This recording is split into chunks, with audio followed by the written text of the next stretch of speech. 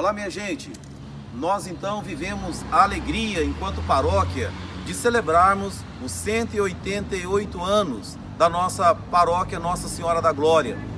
Para nós então, um momento de gratidão pelos sacerdotes, por todos os leigos comprometidos através das pastorais ao longo desse tempo, que fizeram com que a devoção à Nossa Senhora e a nossa fé pudesse ser a herança transmitida para os nossos. Então nós queremos neste momento também, aproveitando este momento bacana para nós de gratidão, celebrando os 188 anos da nossa paróquia, escutar o Júnior Aguiar, que vem fazendo uma pesquisa maravilhosa e profunda com relação a toda a nossa realidade paroquial.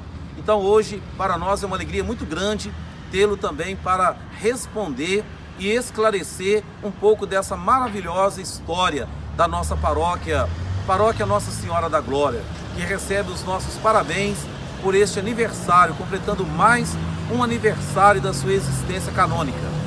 Temos a alegria de acolher esse jovem Júnior Aguiar, aqui entre nós conhecido como Juninho. A ele já atribuímos com gratidão o acompanhamento da Capela Santa Luzia, que vai ser um próximo documentário que nós vamos proporcionar para a nossa comunidade paroquial. A história, aquilo que nós aplicamos lá, o estilo e tudo mais na Igreja Santa Luzia. Mas hoje nós contamos com a presença do Júnior Aguiar para uma entrevista. Ele que há muito vem fazendo esse trabalho bonito e necessário, que é o apanhado histórico da nossa paróquia, da nossa religião, da nossa devoção à Nossa Senhora. Júnior Aguiar, seja bem-vindo. Para nós é uma alegria muito grande tê-lo aqui em nossa matriz, para este nosso bate-papo e um momento tão importante para nós, para alguns esclarecimentos. Muito obrigado. Júnior Aguiar, então primeiramente eu creio que seria importante um comentário a respeito da devoção a Nossa Senhora com o título, porque veneramos Nossa Senhora aqui em nossa paróquia com o título Senhora da Glória. Bom, a devoção à Nossa Senhora da Glória, ela se baseia no momento em que a Igreja acredita no dogma de fé em que Maria é assunta aos céus. E esse momento em que Maria é recebida na glória dos céus, então seria o título da nossa padroeira. A devoção a esse título, ela vem de Portugal, e aqui no nosso município ela chega através de um casal que foram os responsáveis pela igreja no seu início. O casal se tratava de Brás da Rosa e Antônia da Costa Moreira. Era um casal de portugueses vindo da Ilha Terceira dos Açores, que se casaram em Prados em 1729. Eles vêm para passar tempo, então, através do requerimento das Sesmarias, das Quatro Pontes do Passatempo, e em 1747 eles fazem esse requerimento e vêm até essa região. Aqui, em 1760, Brás da Rosa, ele tem uma espécie de contato de fé com Nossa Senhora da Glória. Segundo o que contam, era um conto passado de geração em geração, veio da professora Dona Eni Rangel, que depois foi passado para Parcele Crispolo, que assim me passou a informação. Conta-se que o Brás da Rosa, ele tinha um grande número de gado e aconteceu um estouro desse seu gado e ele faz uma prece à Virgem Maria. E então nesse momento ele vê Nossa Senhora da Glória e ele faz um pedido, que ela atenda a ele naquele momento. Ele faz uma promessa, que se ela o atendesse com aquele milagre, ele iria mandar que se construísse uma igreja em honra a Nossa Senhora da Glória aqui nessa região. Assim acontece o milagre na vida dele e ele cumpre aquela promessa, mas com uma condição, que a igreja fosse voltada para o casarão que era propriedade dele. Dessa maneira, a igreja então é construída e a devoção à Nossa Senhora da Glória, ela se solidifica nessa região. Muito bem, é sempre muito bom a gente conhecer um pouquinho mais, porque isso também acaba influenciando no nosso amor, na nossa consideração, e é algo também louvável, que é manter a memória desses dados que são importantes demais para cada um de nós, para nós que chegamos, como no meu caso, há mais de 4 anos aqui nessa comunidade. Então, Júnior Aguiar, mais uma vez, que bom tê-lo aqui para o nosso momento, por essa entrevista, nesse nosso bate-papo. Com relação então à origem da nossa cidade, do nosso município, qual seria uma palavra de esclarecimento quanto o modo como nós surgimos enquanto município e cidade? No início, Passatempo era habitada por índios, como o restante do Brasil, e aos poucos, os colonizadores portugueses eles vão desbravando essas terras. Acontece então, como eu havia dito, o Brás da Rosa ele faz esse requerimento para poder receber a Sesmaria das 4 pontes do Passatempo. Então acredita-se que ele tenha sido a origem de povoação aqui da nossa Passatempo. Mas temos também 2 versões que são defendidas através de documentos, através do livro do Antônio Faleiro, de outros pesquisadores da cultura, que é o seguinte: aqui existiam 2 velhinhas fiandeiras, esse é o conto popular, é o mito fundador, que existiam 2 velhinhas fiandeiras que ficavam aqui nessa região, fiando em sua roca, em uma casinha muito simples, e que passavam os visitantes e perguntavam a elas como elas estavam passando, e elas respondiam que estavam passando o tempo.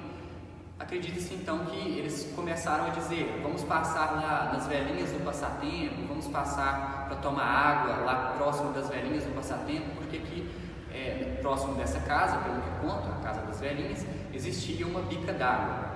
A segunda versão, que é mais aceita, é dos bandeirantes. Os bandeirantes paravam aqui para descansar do seu percurso, da sua viagem. Então eles nomearam essa região como a paragem do Passatempo. Também foi citado em alguns documentos Matos do Passatempo, que era o lugar mesmo do descanso, o lugar de descansar. Então é muito importante essa história da origem do Passatempo, porque ainda hoje nossa cidade é vista como um lugar de descanso, um lugar muito tranquilo, um lugar realmente de passar o tempo. De fato, eu faço minhas as palavras do Júnior Aguiar. Passatempo é a cidade aconchego, a cidade de uma parada para a gente dar a nós mesmos o direito de refazer as nossas energias, as nossas forças. Uma vez então que nós estamos na alegria de comemorar os 180 anos da nossa paróquia, quanto ao templo, quanto à igreja matriz, qual é a sua pesquisa, o que tem descoberto a respeito da origem, do modo como foi construído, enfim, qual é a história da nossa igreja mãe, da nossa igreja matriz? A igreja matriz, ela é um dos templos da diocese que revelam uma exuberância muito grande do período colonial. A nossa igreja ela iniciou-se com uma capela primitiva que foi doada, as terras para a construção da mesma em 1760 pelo Brás, e essa igreja ela começa a ser construída formando então uma capela primitiva para atender aos moradores daquele arraial que se formava, um pequeno arraial. Com o tempo, essa capela ela recebe, na sua construção, retábulos de madeira antigos, pintados e dourados. Esses retábulos, por documentos históricos, eles contam que eles eram muito lindos, eram retábulos realmente muito bem entalhados, muito bem feitos. E essa capela primitiva, então, ela é centro de todos os momentos religiosos daquele pequeno arraial. Com o tempo também, eles constroem um cemitério ao entorno dessa capelinha. E como a população do arraial estava crescendo, eles precisavam de ampliar essa capela por causa do número de fiéis, só ia aumentando. Então com o tempo eles vão ampliar essa pequena capela, construindo então uma nave que podemos notar hoje na arquitetura do presente momento. Que com o tempo eles recebem uma doação do Barão de Bambuí para terminar essa ampliação, constrói então as 2 torres, as torres sineiras, e vai ampliando a igreja. Ainda em um momento posterior, eles vão ver a necessidade de construir capelas laterais. Então são construídas a capela do Calvário e a capela primitiva de São Sebastião, padroeiro secundário da nossa paróquia, formando então essa parte da igreja que vemos hoje. Além disso, com a necessidade, eles constroem também a sacristia, finalizando a arquitetura da nossa igreja matriz. Na nave, é importante ressaltar que ela recebe um púlpito e um coro muito bem trabalhado, e também a porta da Igreja Matriz, ela recebe um trabalho de entalhe, um dos mais lindos de Minas Gerais. Da nossa região, a única igreja que possui essa característica é a Igreja de Passatempo. Possui 2 painéis entalhados no seu frontispício. Quanto à nossa Igreja Matriz, pelo que fala o pesquisador Júnior Aguiar, podemos constatar praticamente 5 momentos, né? A primeira capelinha, depois ampliado, o segundo momento da sua ampliação. Com o tempo também mais duas construções laterais e seguida da sacristia, que também é muito bonita e traz praticamente 3 ambientes, né, a nossa sacristia.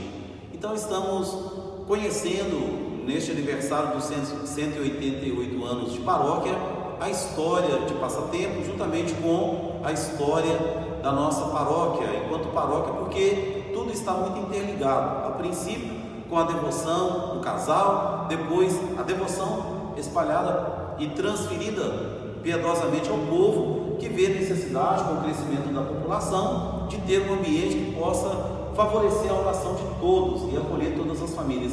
De fato, a Igreja Matriz aqui em Passatempo está entrelaçada à história de todos nós praticamente, porque aqui palco do acontecimento da nossa vida, do nascer até mesmo no último momento da nossa existência, pois aqui em alguns momentos também faz-se a celebração das exéquias.